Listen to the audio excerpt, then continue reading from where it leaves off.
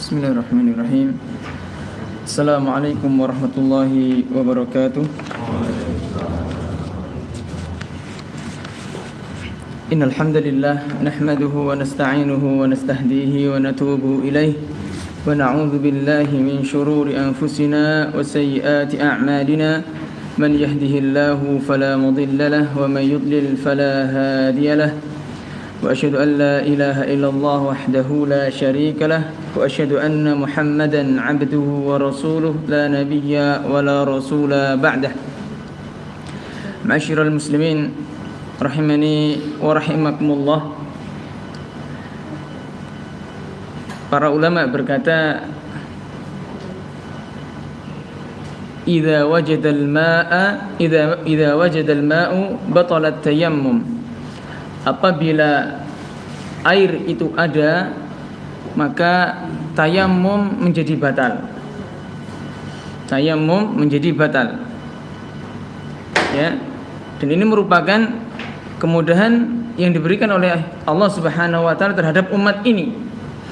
Apabila sesuatu yang asalnya diperintahkan kemudian kita sulit mendapatkannya, maka ada keringanan dari syariat ini.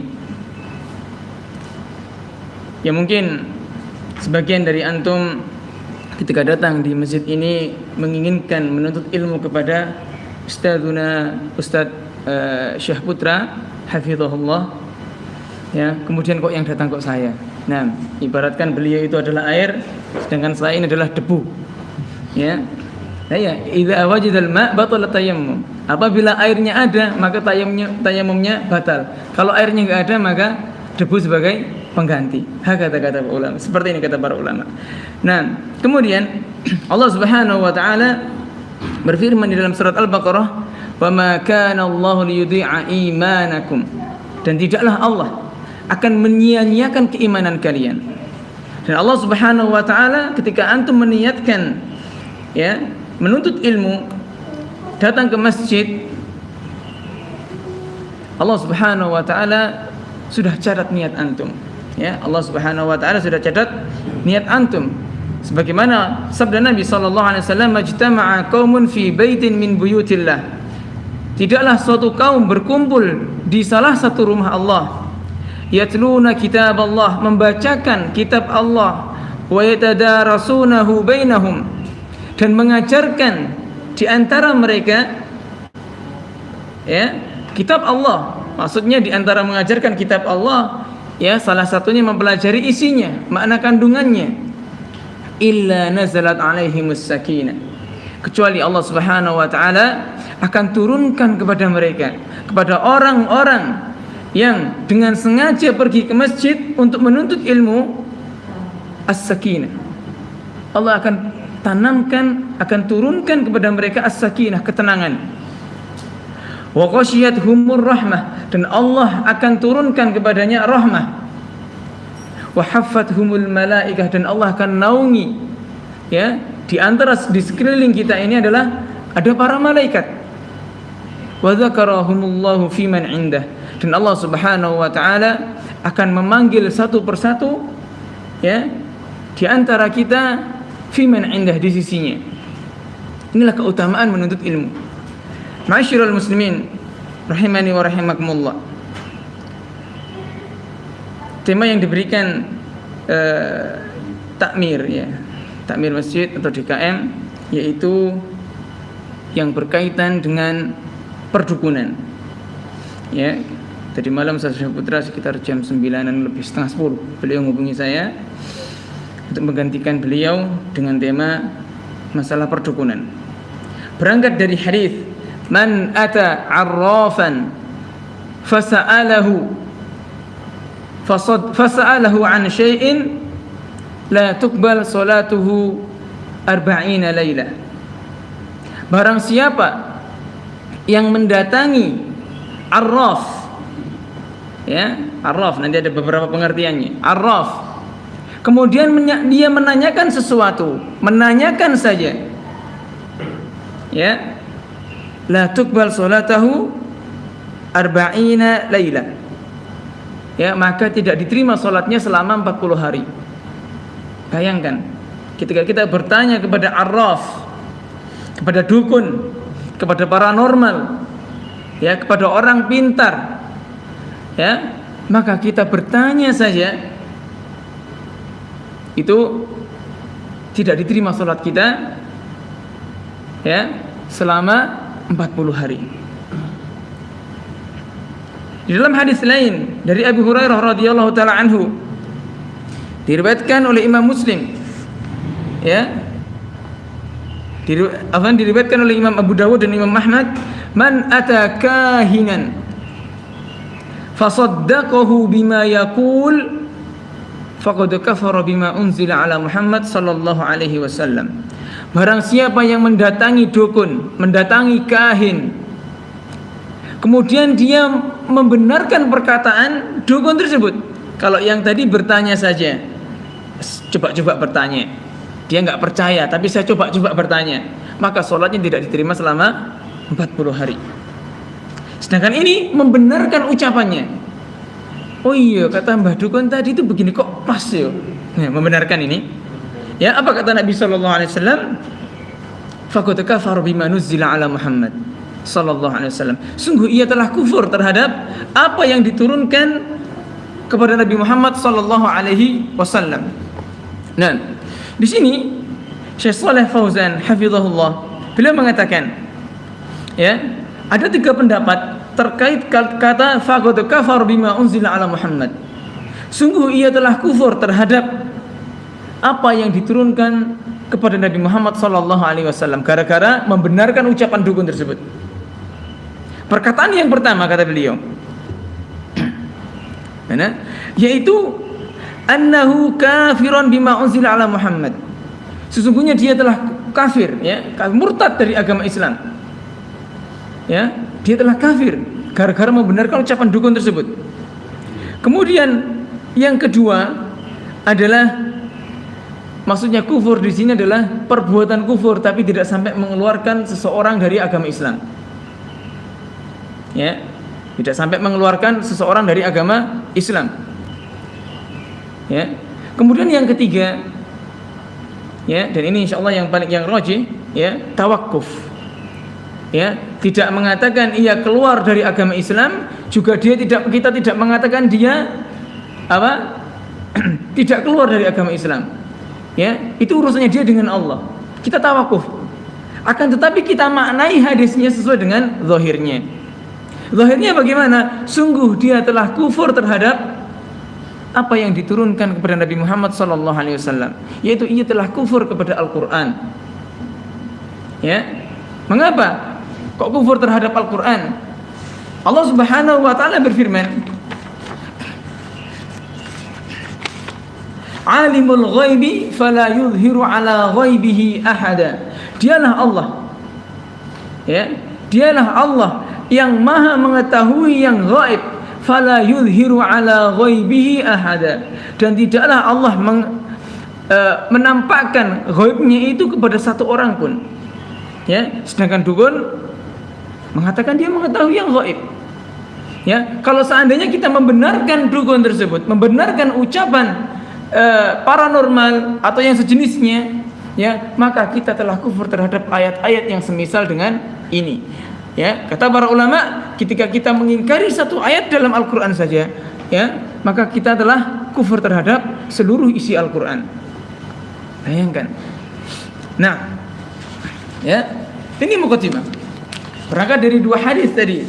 Hadis yang pertama, man ata arrafan fas'alahu an syai' lam tuqbal lahu salatun arba'ina lailah. Barang siapa yang mendatangi dukun kemudian dia bertanya sesuatu tanpa membenarkannya, lam tuqbal lahu salatun arba'ina yauman. Tidak diterima salatnya selama 40 hari. Bayangkan. Kalau kita mati di antara salat, di antara waktu yang tidak diterima salat itu, bagaimana dengan diri kita? Nauzubillahi min dzalik. Ya, sedangkan salat kata Nabi sallallahu alaihi wasallam, inna awwala ma yuhasabu bihi abdun yaumal qiyamah as-shalah.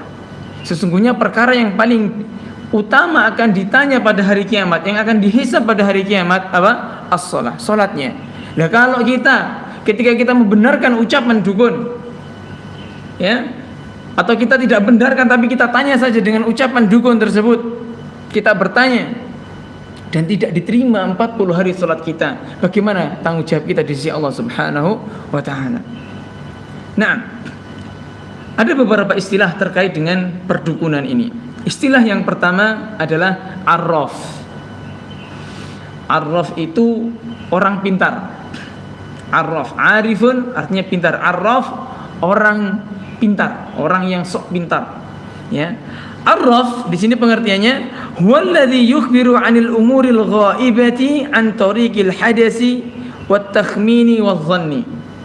Dia orang yang mengabarkan terhadap perkara-perkara yang gaib, ya, dengan cara apa? Prasangka atau firasat, ya, dengan firasatnya. Tapi dia meyakinkan, ya, dia meyakinkan, ya, arraf. Misalkan seorang barangnya hilang, dia datang kepada seorang yang dianggap pintar, dia mendatanginya, ya, dia tanya, ya, tentang masalah di mana barang saya. Kemudian dia mengatakan, oh, barangmu itu diramal begini, ada di tempat sana, ada di tempat fulan. Nah, orang ini namanya arraf. Ketika kita datang kepada orang yang seperti ini, sholat kita tidak diterima selama 40 hari kalau kita nggak yakin. Kalau kita yakin dengan ucapannya, ya, maka kita dihukumi lebih besar lagi dosanya, yaitu kufur terhadap apa yang diturunkan kepada Nabi Muhammad, yaitu Al-Quran. Kita kufur terhadap Al-Quran. Itu pengertian yang pertama, arraf. Kemudian yang kedua adalah sihir. Karena ada beberapa pengertian di sini. Sihir. Apa itu sihir? Qira'atun wa talasimu yatawassalu biha as-sahiru ila istikhdami syayatin fima yuridu bihi dararil mashhur. Ya, mantra-mantra atau jimat-jimat yang digunakan oleh seseorang melalui bantuan syaitan. Ingat kalau sihir di sini, ya, melalui bantuan syaitan untuk memberikan mudarat kepada orang lain. Kalau sihir sifatnya lebih kepada mencelakai orang. Itu sihir. Nah, itu sihir. Kemudian yaitu ada istilah yang ketiga, namanya tanjim, perbintangan. Nah, ini biasanya anak-anak muda, ya, perbintangan. Apa namanya kalau sekarang? Zodiak. Nah, ini dibahas, Pak, oleh para ulama zaman dahulu, Pak. Bukan saat-saat ini saja ngetren. Di zaman dahulu sudah ada pembahasan ini di kitab-kitab akidah. Ya, apa itu tanjim? I'tiqadu anna lin-nujumi ta'tsiran fil hawadits, yaitu meyakini bahwasanya bintang-bintang itu memiliki pengaruh yang besar terhadap makhluk. Ya, contohnya misalkan kamu ini lahirnya tanggal sekian, bintang kamu itu apa namanya? Libra misalkan, Libra atau Libra. Ya, enggak tahu apa. Libra. Bintang kamu itu Libra misalkan. Oh, kamu tanggal sekian. Ya, tanggal sekian kamu asmara. Apa? Enggak laku-laku misalkan. Keuangan seret, ya. Nah, kalau kita membaca ini, kalau kita membaca ini, kita dihukumi sama. Ya, kita bertanya kepada dukun walaupun iseng, tidak diterima salatnya 40 hari. Ya. Ini tanjim. Kemudian istilah yang keempat adalah al-kihana. Al-kihana adalah perdukunan. Dukun, ya. Apa itu dukun? Apa itu kahin? Ya.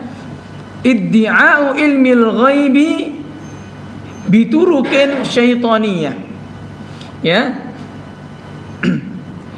Mengaku-ngaku mengetahui hal-hal yang gaib dengan jalan syaitan atau dengan bantuan syaitan. Sedangkan arraf tadi dengan prasangka, dengan firasat, Ya. Nah, kata Syekhul Islam Ibnu Taimiyah ya terkait masalah ini adalah yang dimaksud dengan arraf ya adalah ismun lil kahini wal munajjimi war ramli ya, yaitu nama lain. Arraf adalah nama lain dari dukun, dari ahli perbintangan dan dari paranormal. Ya, intinya apa? Intinya orang-orang yang mengaku mengetahui yang gaib, maka ia entah pakai jubah putih, pakai kopiah, jenggotnya panjang, ketika ia mengaku mengetahui hal yang gaib, maka itu namanya dukun. Walaupun dia digelari dengan kiai, ustaz, habib, ya, dan yang lainnya, maka dia dihukumi dukun oleh syariat ini. Nah, jadi paham ya beberapa perbedaan, ya. Nah, sedangkan sihir kata Syekh Fauzan, ya, kalimatun amatun tajtami'u syurura al-katsira. Ya, yang dimaksud dengan sihir ini bukan hanya menyakiti orang. Ya, akan tapi lafaz yang secara umum digunakan seseorang untuk keburukan-keburukan yang banyak. Ya, dan sihir yang paling kuat adalah sihir pemisah antara kedua orang suami istri. Ya, sebagaimana dalam surat Al-Baqarah, ya, ini asal muasal sihir dari sini. Ya, wa ma yu'allimani min ahadin hatta yaqula innama nahnu fitnatun fala takfur. Ya, sesungguhnya ya tidaklah kedua malaikat itu, yaitu malaikat Harut dan Marut, ini malaikat yang mengajarkan sihir. Ya, malaikat yang mengajarkan sihir. Loh, kenapa kok malaikat mengajarkan sihir? Ya, sebagai ujian. Ya, dalam ayat ini dalam surat Al-Baqarah ayat 102, ya. Ya, wattaba'u ma tatlu syayatinu ala mulki Sulaiman. Mereka mengikuti apa saja yang diucapkan oleh setan, ya, ala mulki Sulaiman, pada kerajaannya Nabi Sulaiman. Wa ma kafara Sulaimanu, dan tidaklah Nabi Sulaiman itu kafir. Walakinna syayatina kafaru, akan tetapi setan-setanlah yang kafir. Yu'allimunan nasa sihra, ya. Mereka mengajarkan manusia sihir. Wa ma unzila 'alal malakaini bi Babil Harut wa Marut, ya, yang diturunkan kepada dua malaikat di Babil, Harut dan Marut. Ya, di Babilonia, yaitu malaikat Harut dan Marut. Malaikat yang mengajarkan. Ya, wa ma yu'allimani min ahadin, dan tidaklah kedua malaikat itu mengajarkan sihir. Dan tidaklah malaikat itu yang mengajarkan sihir min ahadin, kepada seseorang, hatta yaqula, hingga mereka berdua berkata, innama nahnu fitnah, kami ini diutus oleh Allah sebagai ujian bagimu, fala takfur, jangan kamu kafir. Ya, jangan kamu kafir. Ini asal muasal sihir. Ya. Nah, Ma'asyiral muslimin rahimani wa rahimakumullah. Ya. Hukum orang yang melakukan sihir ini atau melakukan praktek paranormal atau keperdukunan, ya, maka ia telah dihukumi oleh para ulama dengan hukum musyrik.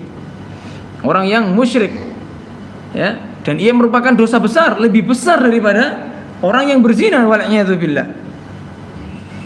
Ya, sebagaimana sabda Nabi SAW, ijtanibu as-sab'a mubiqat, jauhilah oleh kalian 7 perkara.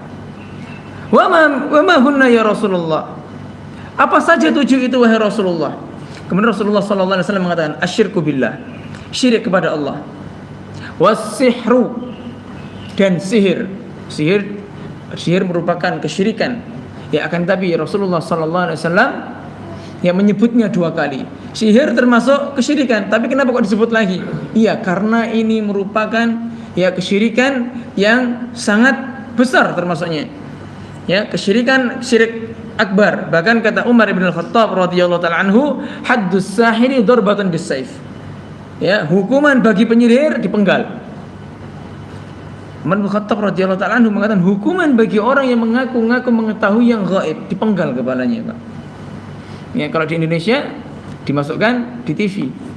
Ya, ada di Antv itu ya, karma itu.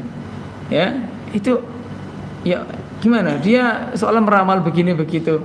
Ya, kadzab mereka. Dan tahu jenengan kabarnya si paranormal itu ditipu oleh manajernya sendiri. Kalau dia mengetahui yang gaib, ya kan? Pasti dia nggak akan ditipu, kan dia tahu kan seperti itu. Ini ya persenggolan oleh dengan apa? Lucunya mereka itu. Ya. Nah, kita lanjutkan. Ya. Yang pertama asyirku billah was-sihru wa qatlun nafsi allati harramallah illa bil haqq, yaitu membunuh jiwa yang diharamkan oleh Allah Subhanahu wa taala kecuali dengan yang benar. Ya. Kemudian wa aklur riba, memakan riba. Bayangkan, memakan riba dosanya termasuk 7 dosa besar yang paling besar. Wa aklu malal yatim, memakan harta anak yatim. Wa tawalli yaumaz zahfi, dan kabur ketika di medan perang. Wa qadhful muhsanatil mu'minatil ghafilat, menuduh wanita yang muslimah, wanita yang suci sebagai ghafilat, sebagai enggak enak sebagai pezina. Sebagai pezina. Ini dosa besar, 7 dosa besar yang sangat membinasakan. Ya, dan Rasulullah SAW memasukkan sihir, memasukkan perdukunan ke kategori yang kedua. Ya, ke kategori yang kedua. Ini menunjukkan bahwasanya perdukunan ini merupakan praktek yang sangat dilarang oleh syariat. Mengapa? Karena yang pertama, ya,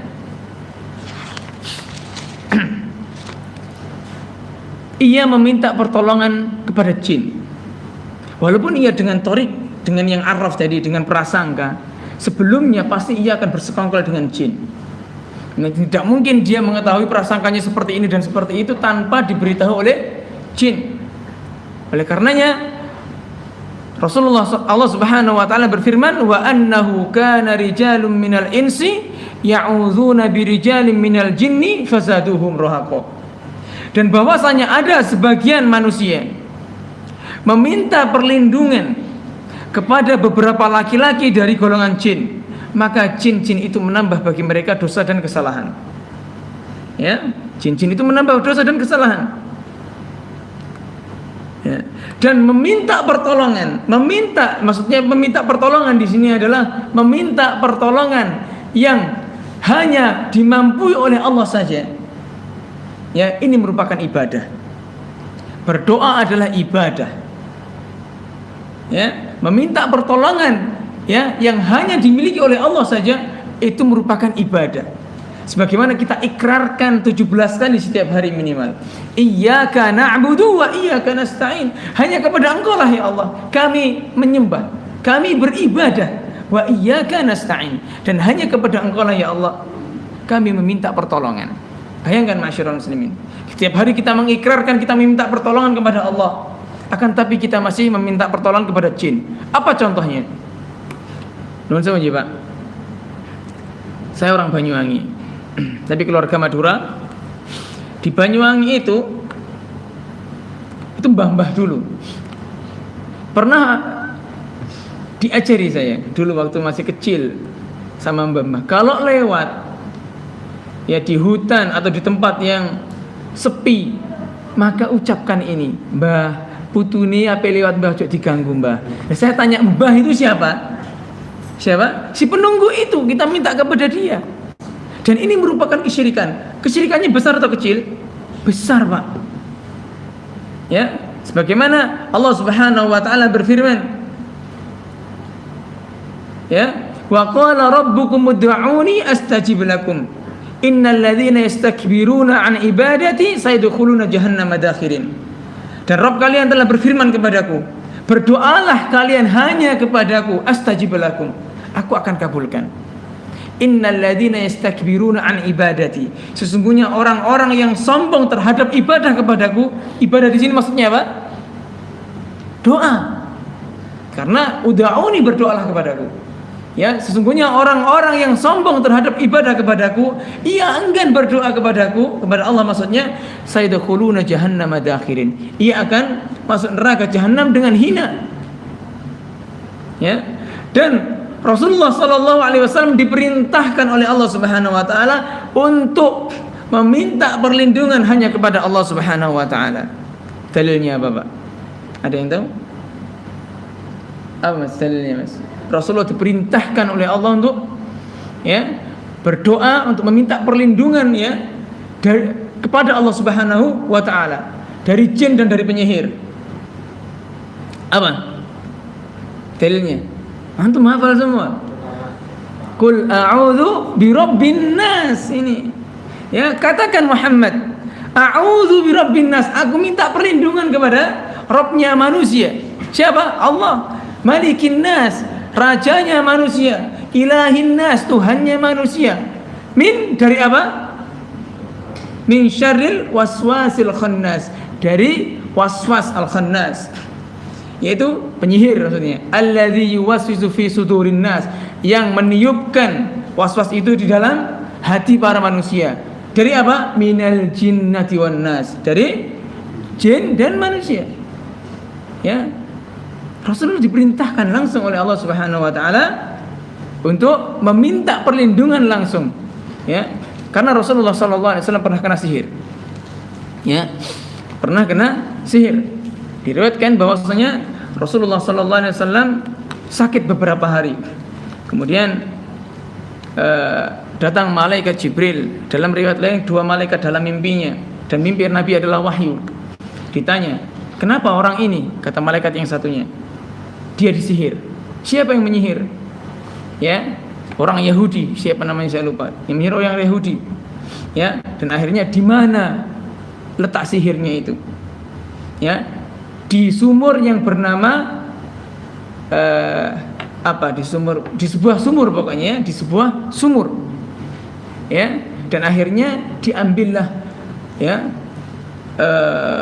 buhul itu. Rasulullah sallallahu alaihi wasallam memerintahkan kepada Ali bin Abi Thalib untuk mengambil buhul itu, dan dilepaslah buhul itu.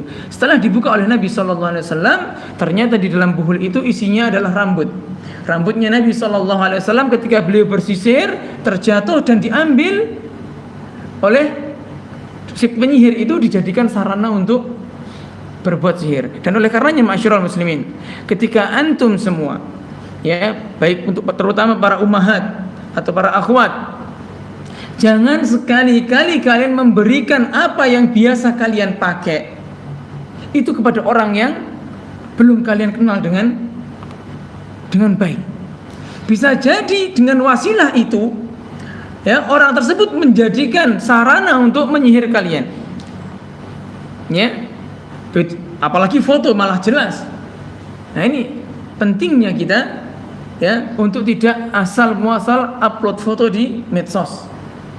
Ya, jangan kita misalkan kita kalau misalkan kita setiap hari misalkan zikir pagi petang, bagi lagi ya, kita insyaallah dilindungi oleh Allah Subhanahu wa taala. Akan tetapi ketika iman kita pas lemah, ya kita bisa dijadikan sarana untuk foto tersebut bisa dijadikan sarana untuk menyihir. Ya. Ya, yang pertama tadi, kenapa kok sihir diharamkan? Dan karena ia meminta bantuan kepada jin. Adapun yang kedua, ya, karena mereka, ya, tukang-tukang sihir itu sudah menyamai antara Allah dengan dirinya, yang khusus bagi Allah Subhanahu wa taala, yaitu apa? Mengetahui yang gaib. Allah Subhanahu wa taala berfirman, "Qul la ya'lamu man fis samawati wal ardil ghaiba illallah." Katakan Muhammad, tidak ada satupun di muka bumi ini dan di langit yang mengetahui al-ghaib kecuali Allah saja. Tidak ada yang mengetahui, bahkan malaikat. Malaikat tidak mengetahui. Ya, buktinya malaikat tadi ketika Nabi Muhammad SAW disihir, bertanya dia, "Kenapa orang ini?" Dijawab oleh malaikat satunya, "Kena sihir." Ya, kalau malaikat tahu nggak perlu tanya kan seperti itu. Ya. Kemudian Rasulullah SAW juga tidak mengetahui hal yang gaib kecuali Allah tampakkan. Ya. Rasulullah SAW ya berkata dalam surat Al-A'raf, ya, dalam Al-Quran diabadikan oleh Allah Subhanahu Wa Taala dalam surat Al-A'raf ayat 188, walau kuntu a'lamul ghaiba lastakthartu minal khairi wa ma massaniyas su'. Kalau seandainya aku mengetahui yang gaib, hal yang akan datang maksudnya, tentulah aku akan berbuat kebaikan sebanyak-banyaknya dan aku tidak akan ditimpa kemudaratan. Ya, Rasulullah SAW ketika perang Uhud giginya sampai copot. Ya, ini berarti Rasulullah tidak mengetahui yang gaib. Kalau Rasulullah SAW mengetahui yang gaib, kan simpel. Oh, kan apa ini lewat buri, aku ngerti ya, tak lewat rono melayu rono, kan gitu. Ya, oh, kamu mau menyerang saya dari belakang, aku tak menghindar dulu. Kan seperti itu. Ya, Rasulullah SAW tidak mengetahui yang gaib. Ya, bagaimana dengan kita? Bagaimana dengan orang yang selain Rasulullah SAW yang mengaku-ngaku mengetahui yang gaib? Ya, entah itu pakai peci putih, jenggotnya sudah putih, bajunya putih, dan ia mengaku mengetahui yang gaib, maka dia adalah dukun.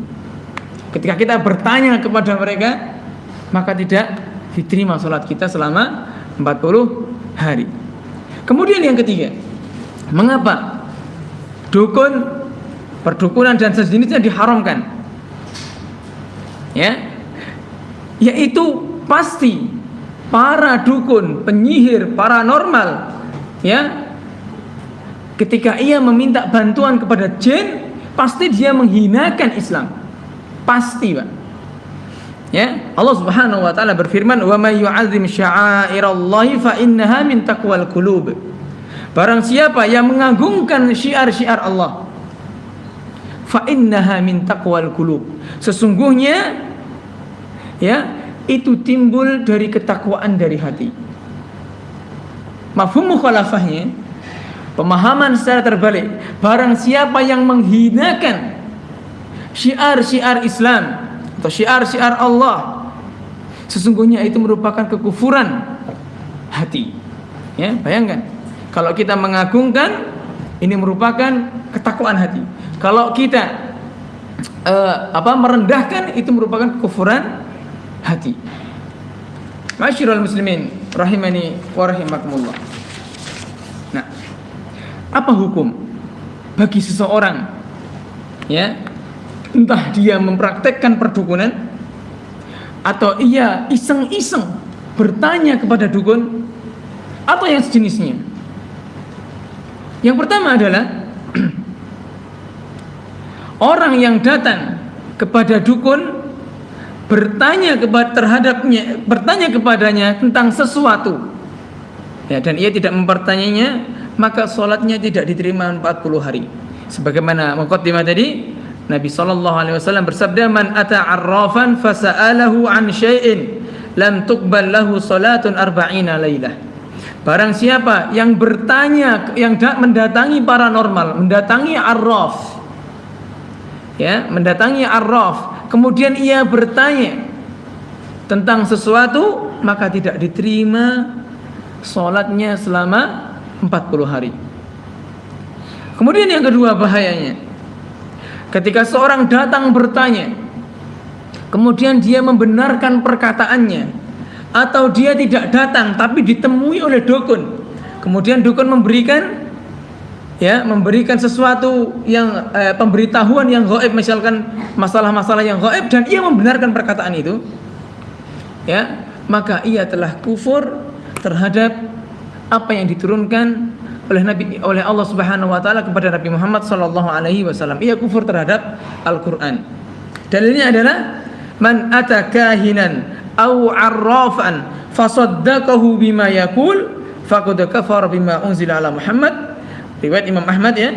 Barang siapa yang mendatangi kahin, dukun, aw arraf atau paranormal, ya, fasaddaqahu bima yaqul, dan membenarkan ucapannya, faqad kafara bima unzila ala Muhammad, sungguh ia telah kafir terhadap apa yang diturunkan Allah kepada Nabi Muhammad sallallahu alaihi wasallam. Ya. Dalam hadis yang lain lebih spesifik lagi, man ata arrafan aw sahiran aw kahinan fasa'alahu fasaddaqahu bima yaqul faqad kafara bima unzila ala Muhammad sallallahu alaihi wasallam. Barang siapa yang mendatangi arraf, ya, orang yang mengaku mengetahui hal gaib, ya, au sahir, tukang sihir, au kahin, dukun, fasa'alahu, kemudian dia bertanya, fasaddaqahu, kemudian membenarkan ucapannya. Contoh membenarkan apa? Yaitu kita melakukan perintah-perintahnya. Itu membenarkan salah satunya. Atau kita meyakini, oh iya pantas. Ya, terkadang kita ketika membaca, terkadang seorang ketika membaca zodiak misalkan, atau membaca kabar tentang masalah perdukunan, hari ini tanggal sekian gini kamu akan mengalami begini. Oh pantas dino iki aku ora entuk joblas. Nah, kata-kata itu sudah membenarkan antum.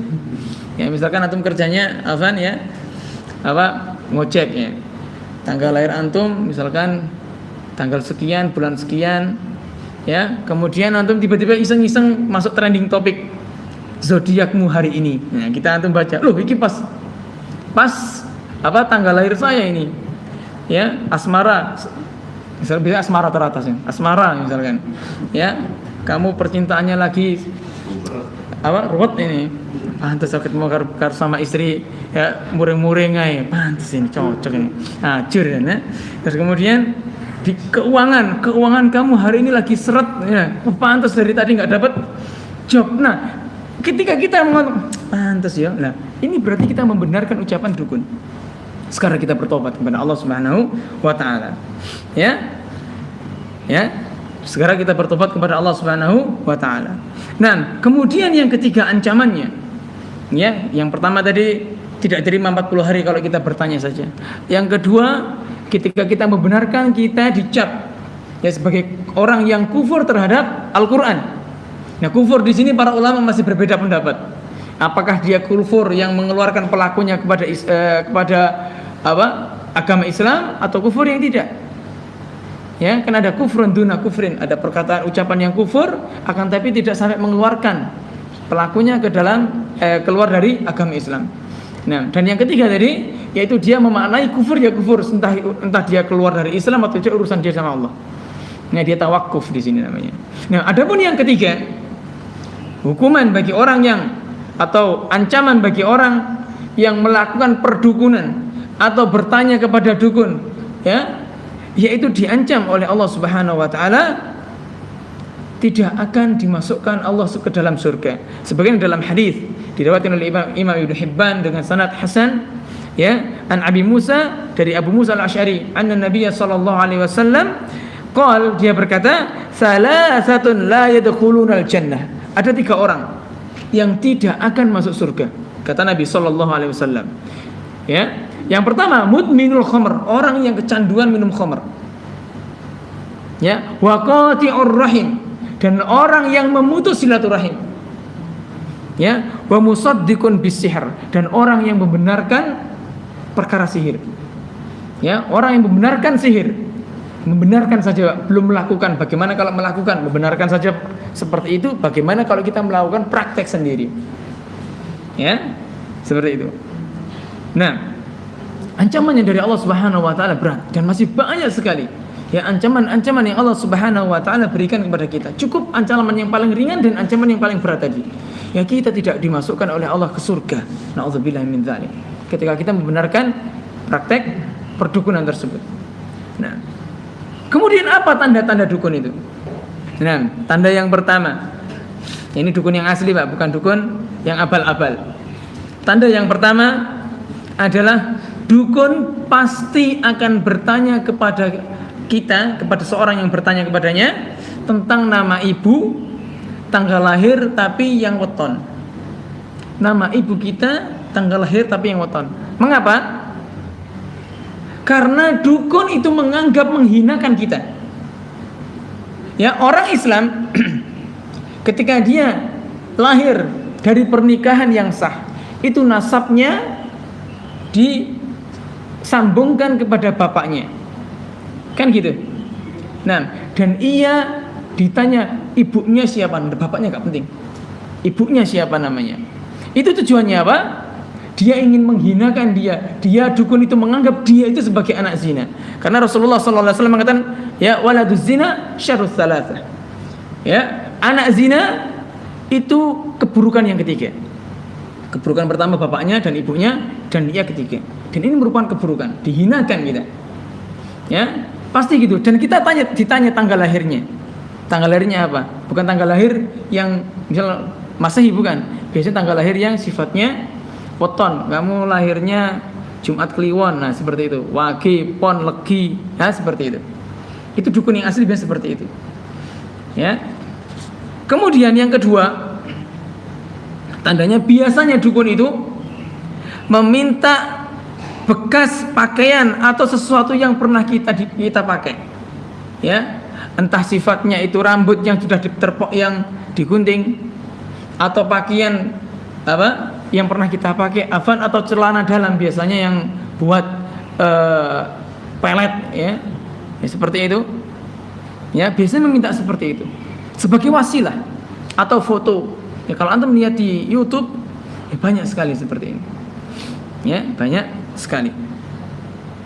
Yang ketiga, tandanya adalah biasanya dukun itu meminta hewan tertentu. Dan biasanya rata-rata ayam jantan. Kenapa? Kenapa ayam jantan? Ada yang tahu? Karena Nabi gimana? Kayak soto, enak Pak. Ada yang lain? Kenapa ayam jantan? Kok nggak ayam betina itu? Ya, karena Nabi SAW bersabda, la tasubbudika fa innahu yuqidu lis-shalah. Jangan engkau mencela ayam jantan, ayam jago. Sesungguhnya ayam jago itu membangunkan kalian ketika sholat. Dan selalu yang dibuat tumbal ayam jantan untuk menghinakan dia. Kita mencela saja tidak boleh. Kok kita mau menghinakan buat tumbal? Ya, kalau dimakan memang tidak masalah. Ya. Dan Rasulullah SAW pernah bersabda, man dzabaha li ghairillah faqad kafara aw asyraka. Barang siapa yang menyembelih sembelihan bukan karena Allah, maka ia telah berbuat kesyirikan atau kekafiran. Ya, seperti itu. Dan ada kisah yang lucu yang disampaikan oleh Ustaz Ahmad Zainuddin Al-Banjari hafizahullah. Ya, dalam YouTube-nya beliau mengatakan, ini dukun palsu ini. Biasa seperti ini. Ya, ada seorang minta atau berobat kepada dukun atau minta petunjuk kepada dukun. Ia ditanya, ya, oh saya tahu ini jin-jin saya bisa menyembuhkan penyakitmu misalkan, ya, tapi dengan syarat. Apa mbah syaratnya? Kera. Ya, kamu cari kera. Ya, kamu cari kera. Oh iya mbah, banyak di pasar banyak kera. Saya akan cari kera itu. Tapi keranya ini istimewa, ini keranya beda dari yang lain. Apa mbah? Kera yang picek katanya. Ya, kera yang picek seperti itu. Ya, picek matanya nggak ada. Gimana carinya kera picek? Harus tunjuk dulu. Apa ditusuk matanya? Kemudian ada yang lain. Ya, aduh ya sulit mbah kalau kita cari kera yang picek. Nah, kalau sulit, saya ada pasukan jin yang lain untuk mencarikan kera itu. Ada di tempat ini. Ya, tujuannya apa? Mendapatkan fulus. Ya. Kemudian ada kisah yang lain disampaikan masih oleh Ustaz Ahmad Zainuddin. Ya, sama. Dia bertanya kepada dukun tersebut. Ada maharnya. Apa maharnya? Tikus. Oh, banyak di rumah saya, banyak tikus. Banyak sekali tikus di rumah saya. Nah, tapi tikusnya ini beda. Ingat, selalu seperti yang aneh-aneh itu. Tikusnya ini beda. Tikus yang bagaimana, mbah? Yang hitam. Oh, banyak tikus hitam, mbah. Iya, tapi yang yatim. Tikus yatim ya, kita nggak tahu ya. Yang namanya yatim itu tahu apa yatim itu? Ya, anak yang ayahnya meninggal. Anak yang ayahnya meninggal dan ia belum balik. Ya, kita bagaimana tahu tikus itu sudah balik atau belum? Ya, tikus yatim. Ya, aneh ini. Tujuannya apa? Tujuannya agar si calonnya itu sulit mencari dan ia akan mendapatkan uang uang tambahan melalui mahar tersebut. Ya. Nah, kemudian juga ciri yang kelima diantaranya adalah biasanya dukun itu memberi benda tertentu yang diyakini dapat memberi manfaat atau mudarat. Ya, dan diyakini dapat memberi manfaat atau mudarat. Nah, diantara jimat, ya, apalagi lah seperti itu. Ya, ada sebuah kisah yang disampaikan oleh Syekh Adil Ibnu Thahir Al-Muqbil, ya, seorang ketua Komisi Pemberantasan Dukun di Saudi. Jadi Indonesia ada Komisi Pemberantasan Korupsi KPK. Kalau di sana ada Komisi Pemberantasan Dukun. Ini adalah cabang dari polisi. Ya, dari polisi memiliki korps ya. Korpsnya masing-masing, ada yang biasanya kan polisi yang di air udara Polairut, kemudian Brimob, ya, polisi jalan raya, terus polisi yang di kantor, ya itu. Ya, ada korpsnya masing-masing. Di sana ada Hayatul Amri bil Ma'ruf wa Nahyi 'anil Munkar. Yang ini di bawah naungan kepolisian. Ya, di bawah naungan kepolisian. Syekh Adil itu pernah menemui atau menangkap seorang penyihir yang mana dia menangkapnya dari masjid, di masjid menangkapnya di masjid. Nah, ini bukti bahwasanya tidak semua orang yang pakai kopiah, yang penggayang setiap harinya ke masjid, ya, itu dikatakan sebagai orang yang alim. Terkadang memang dia kedoknya, untuk menutupi kedoknya dia pergi ke masjid. Ya, ketika penyihir ini ditemukan, si penyihir itu nangis. Syekh Adil bertanya, "Wa ma yubkik?" Apa yang kenapa kamu kok yang menyebabkanmu menangis? Kenapa kamu nangis? Apakah kamu takut kepadaku? Ya, ini terakhir ya. Ya, apakah kamu takut kepadaku? Apa kata jinnya? Tidak, saya tidak takut kepadamu. Loh, kenapa kamu kok nangis? Kata penyihir tersebut, saya itu memiliki ribuan anak buah dari kalangan jin. Tapi kenapa kok satu di antara mereka enggak ngomongi saya? Ya, ketika kamu mau datang gitu loh. Ya, saya punya ribuan anak buah jin. Tapi kenapa satu saja enggak ada yang ngasih tahu saya, enggak ada yang calling saya ketika kamu mau datang? Kan saya bisa kabur. Apa kata Syekh Adil? Bisa jadi saya menemukanmu dikarenakan 3 sebab ini, kata beliau. Ya. Kemudian dia mengatakan bisa jadi kurbanmu, ya, kepada setan-setanmu itu, kepada jin-jinmu itu masih kurang. Apa kata penyihir? Tidak mungkin. Tidak mungkin kurban saya itu kurang. Karena saya di rumah memiliki wanita. Ya, jangan dibayangkan kalau wanita, seorang dukun memiliki wanita itu dibuat zina sama jin, dibuat perzinahan, tidak. Jauh Pak levelnya, Pak. Zina itu masih dosa besar yang kesekian. Ya, ini lebih besar lagi. Derajatnya sudah lebih besar lagi. Apa yang kamu lakukan terhadap wanita tersebut? Kata penyihirnya, setiap kali haid wanita tersebut, darahnya saya gunakan untuk menulis ayat kursi. Bayangkan, saya katakan tadi, kalau orang yang bersekongkol dengan jin, pasti dia menghinakan dirinya dan menghinakan syiar-syiar Islam. Itu pasti. Ya. Bahkan Syekh Adil juga pernah mengatakan ketika jinnya ditangkap, diwawancarai dulu, ya. Kok jinnya apa namanya? Penyihirnya ditangkap, ya, digerebek rumahnya. Ternyata mohon maaf, toilet kanan sama kiri ada mushafnya. Di toilet WC itu dibuat pijakan kaki. Nauzubillah min dzalik. Bayangkan sampai seperti itu, menghinakan Islam. Ya, karena itu ibadahnya dia kepada jin. Kalau dia nggak mau beribadah kepada jin dengan seperti itu, jinnya nggak mau bantu dia. Kan seperti itu. Ada timbal baliknya. Ya. Kemudian yang kedua, bisa jadi, ya, kalau tadi kan anunya kurang, nggak mungkin sudah kuat. Bisa jadi yang kedua, kata beliau, orang-orang yang telah kamu sihir itu, ya, yang pernah kamu santet itu, mereka kan orang-orang yang terzalimi. Mereka berdoa kepada Allah, ya, untuk ya membalas kezalimannya itu kepadamu, kepada pelakunya yaitu kamu. Dia diam, mulai diam. Kemudian yang ketiga, bisa jadi ini, bisa jadi, ya, karena saya tadi waktu berangkat membaca doa ini, Bismillahirrahmanirrahim, wala haula wala quwata illa billah. Ya, bisa jadi aku menemukanmu gara-gara saya membaca doa tadi. Kenapa? Karena Nabi SAW bersabda, idza kharaja ar-rajulu min baitihi faqala bismillahi tawakkaltu 'ala Allah wala haula wala quwwata illa billah.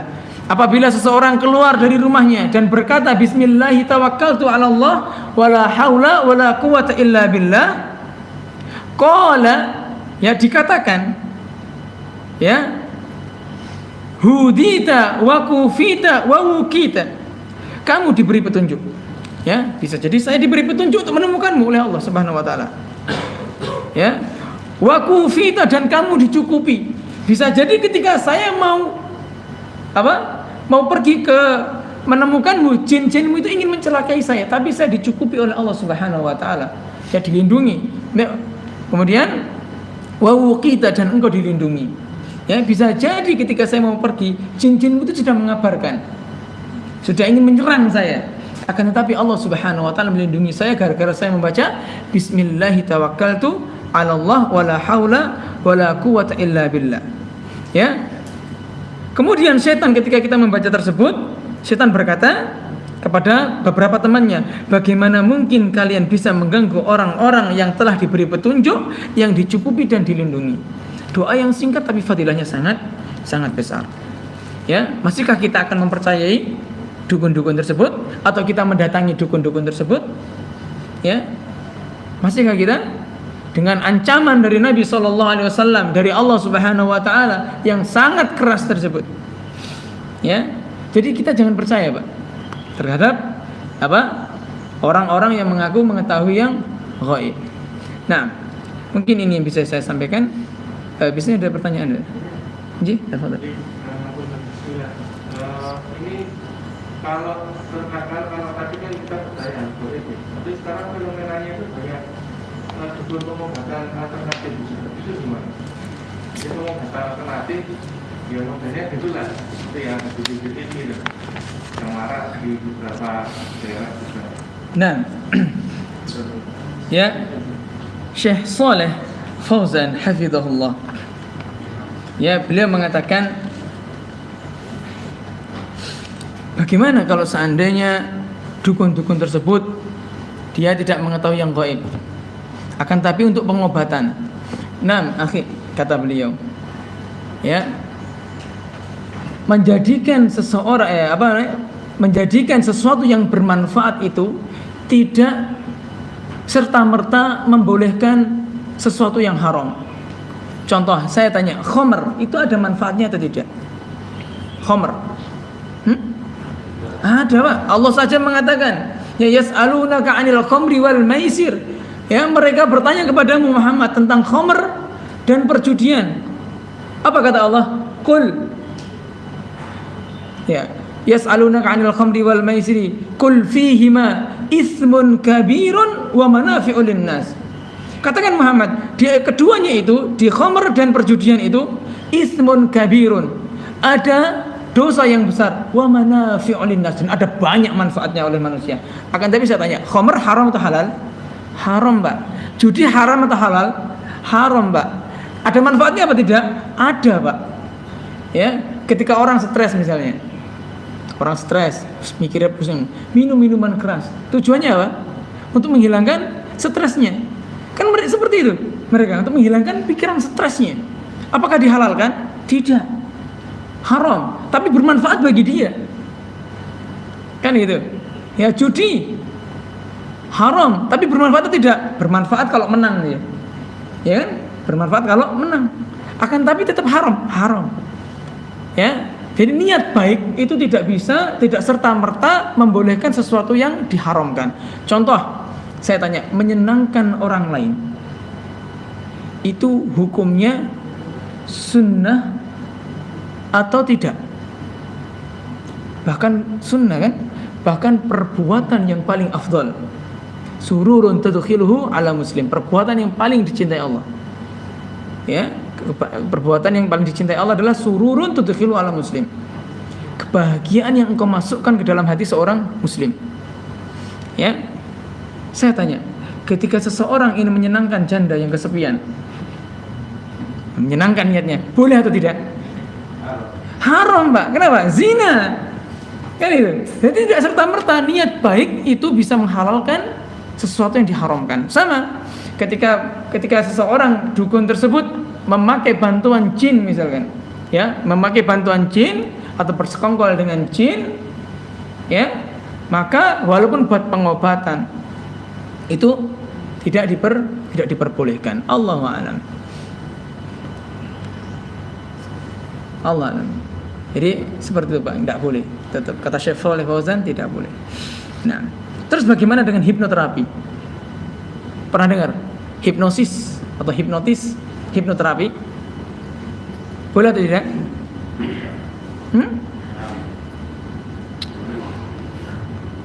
Haram katanya. Hipnosis itu ada dua.